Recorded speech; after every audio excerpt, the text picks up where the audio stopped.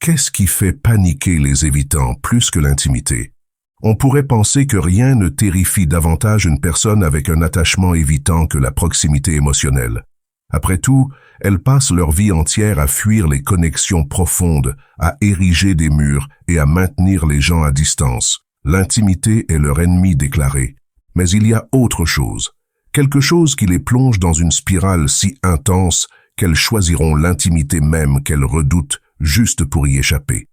Observez un évitant quand il fait face à la proximité relationnelle habituelle. Il devient mal à l'aise, certes.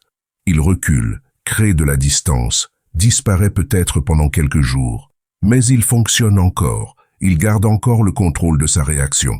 Maintenant, regardez ce qui se passe quand cette autre chose survient. Sa respiration change. Ses yeux cherchent frénétiquement des sorties. Il devient agité d'une manière presque primitive. Vous pouvez littéralement le voir mener un combat intérieur qu'il est en train de perdre. Ses mains peuvent trembler légèrement. Il touchera inconsciemment son visage ou son cou. Certains se mettent à faire les 100 pas ou n'arrivent pas à rester tranquilles.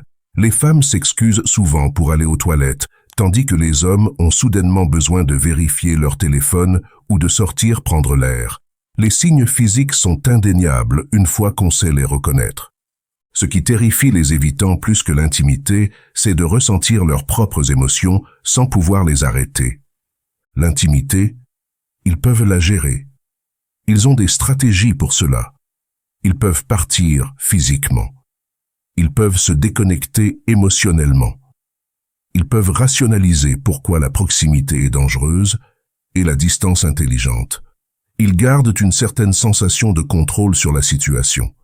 Mais quand leurs propres sentiments commencent à remonter malgré leur volonté, quand les larmes menacent de venir et qu'ils ne peuvent les refouler, quand la colère surgit et que leur façade calme commence à se fissurer, quand l'amour les frappe si fort qu'ils ne peuvent l'intellectualiser, c'est là que la vraie panique s'installe.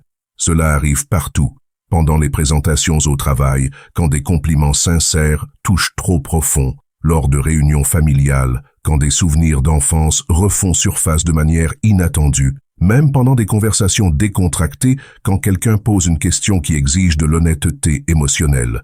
L'endroit n'a pas d'importance. Le déclencheur est toujours le même, des sentiments qu'ils ne peuvent contrôler qui remontent à la surface.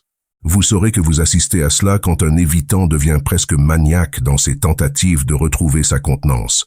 Il peut soudainement devenir excessivement logique, parlant en fait et rejetant tout ce qui est émotionnel. Il peut devenir agressif et exploser, essayant de repousser tout ce qui a déclenché le sentiment. Ou il peut s'éteindre complètement, devenant si silencieux et immobile qu'on dirait qu'il a quitté son propre corps. La différence entre leur réaction à l'intimité et leur réaction à l'émotion incontrôlée est frappante. Avec l'intimité, ils battent en retraite mais restent quelque peu fonctionnels. Avec l'overwhelm émotionnel, ils explosent ou implosent. Il n'y a pas de terrain d'entente. Les gens autour d'eux interprètent souvent complètement mal ces moments. Ils peuvent penser que l'évitant fait du théâtre ou est manipulateur, ne réalisant pas qu'ils assistent à un système nerveux en détresse genuine. Amis et familles apprennent à marcher sur des œufs sans comprendre pourquoi certains sujets ou situations causent des réactions si extrêmes. Ce qui rend cela si dévastateur pour eux, c'est que les émotions ne suivent pas leurs règles. On ne peut pas négocier avec les sentiments. On ne peut pas les programmer ou contrôler leur intensité. Quand le chagrin frappe pendant un moment heureux, quand l'amour les inonde pendant une dispute, quand la peur les saisit quand ils devraient se sentir en sécurité, ils n'ont aucun plan pour gérer cela. D'un point de vue évolutif, cela a du sens. Les évitants ont développé ces schémas enfants quand l'expression émotionnelle signifiait danger, critique, abandon ou pire. Leur cerveau a appris à traiter la vulnérabilité émotionnelle comme une menace de survie. Maintenant, adultes, même les émotions positives déclenchent le même système d'alarme qui les protégeait autrefois. Les évitants ont passé des années à perfectionner l'art de la régulation émotionnelle par la suppression.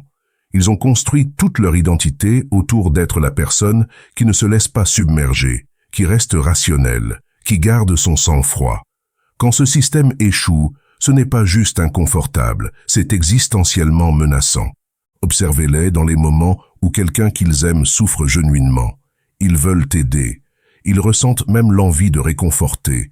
Mais le flot d'empathie et d'impuissance les fait paniquer plus que s'ils étaient ceux qu'on réconforte. Ils préféreraient être les récipiendaires d'intimité plutôt que de ressentir la poussée incontrôlée de vouloir la donner. La même chose arrive quand ils sont vraiment heureux.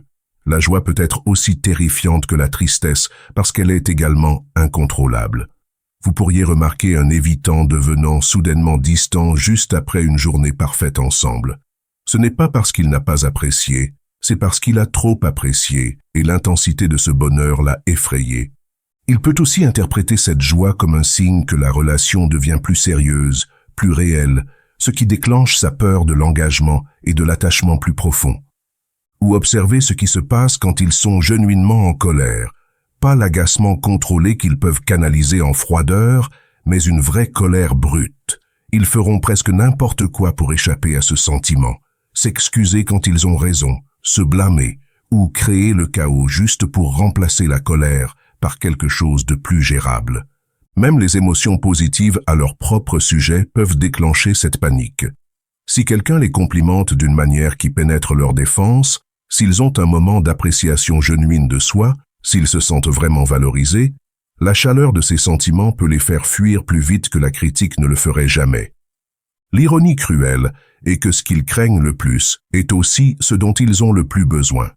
Ces moments d'émotion incontrôlée sont quand la vraie guérison arrive, quand des connexions authentiques se forment, quand ils entrevoient qui ils pourraient être sans leur armure.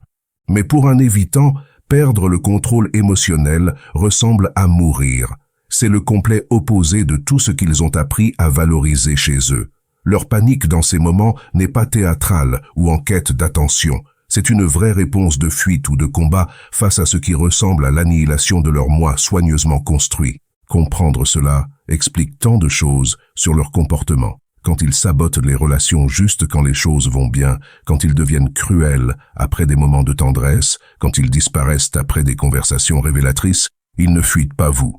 Ils fuient l'expérience terrifiante de ressentir quelque chose qu'ils ne peuvent contrôler.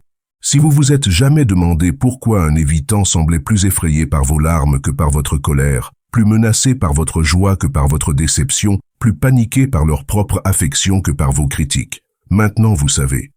Ils peuvent gérer les situations émotionnelles externes. Ils ne peuvent pas gérer les tempêtes émotionnelles internes.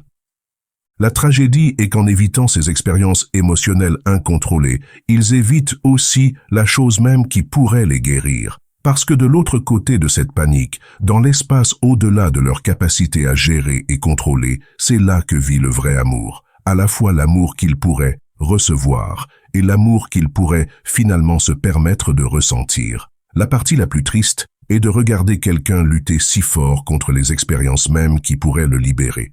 Chaque larme qu'ils refusent de verser, chaque moment de joie qu'ils repoussent, chaque élan d'amour qu'ils intellectualisent, tout cela au service d'une sécurité qui ne les sert plus. Merci de nous avoir regardés. Si cette vidéo vous a aidé à mieux comprendre le comportement évitant, aimez et abonnez-vous pour plus de contenu comme celui-ci. À bientôt dans la prochaine.